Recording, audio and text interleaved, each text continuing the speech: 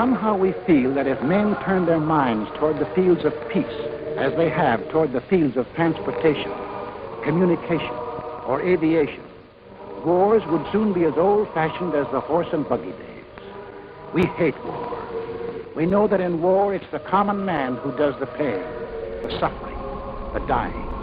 We bend over backwards to avoid it. But let our freedoms be endangered, and we'll pay and suffer and fight to the last man.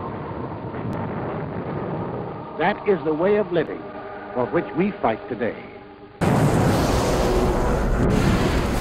the jungles of New Guinea,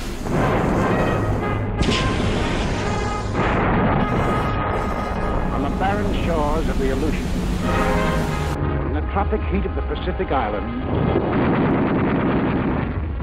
in the sub-zero cold of the skies over Germany, in Burma and Iceland, the Philippines and Iran, France,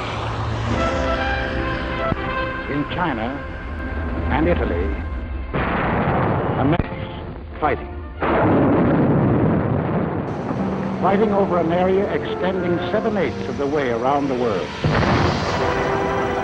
Our cities are prime targets, but mass evacuation would be disastrous. An enemy would like nothing better than to have us leave our cities empty and unproductive. If an emergency should come, our factories will be battle stations. Production must go on if we are to win.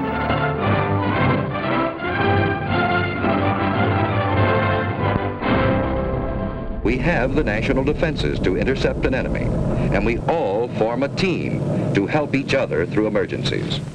You are on that team. Rich man, poor man, beggar man, thief, doctor, lawyer, merchant, chief, not and fighting man. 48 United States of a free and sovereign America are at war. Every American has his job to do, and the will to do it, and the tools to do it with. Pray God he also has the time.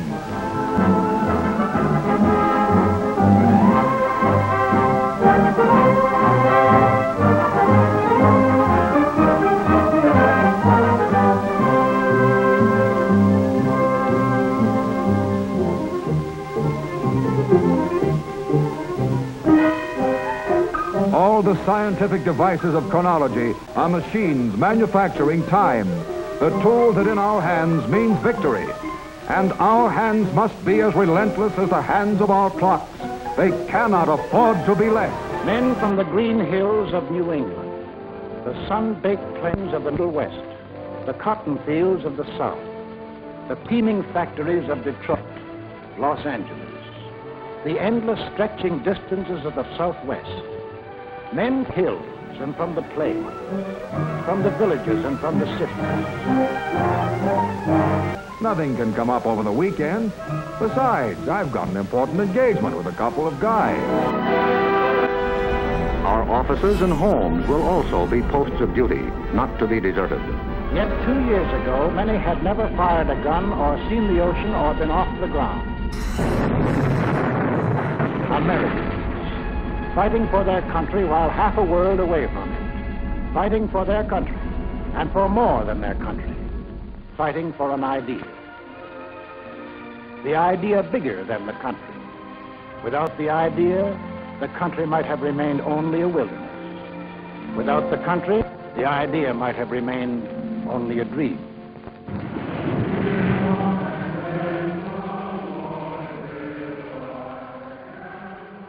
Sunday, 1:10 p.m., Eastern Standard Time.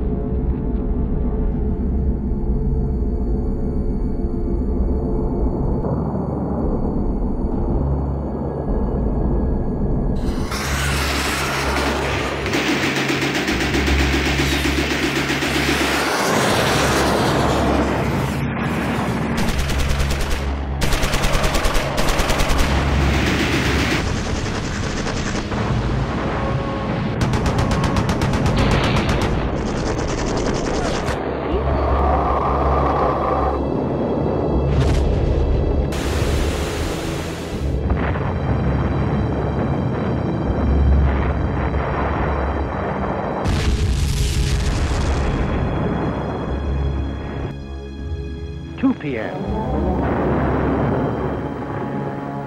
But, in spite of everything, we never lose our faith in the future. We believe in the future. We build for the future. Yes, we build for the future. And the future always catches up with us. The production rate of our factories and the firing rate of our guns is synchronized by one machine, the clock. This is the machine that manufactures victory, turning out 32.5 million seconds each year. Each separate tick, a precious tool to use in building our future. And you, these are your tools, your hands, and they must be as relentless as the hands of your clocks. If we are to conquer, they cannot afford to be less. Still might and still our world, and to win liberty for all. Let's keep the flame of freedom blazing whatever may befall. Fill every burning moment until conquered is the foe. In every time we fight for time, oh, we must ever onward go.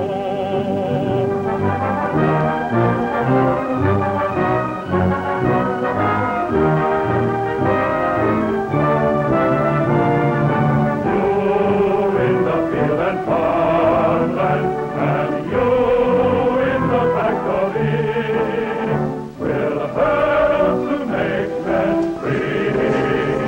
Bring the peace,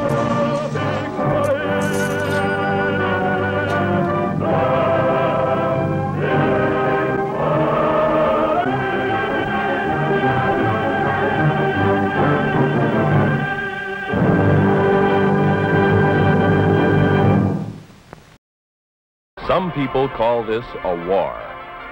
But like any battle, victory in this conflict is finally won or lost on the front line.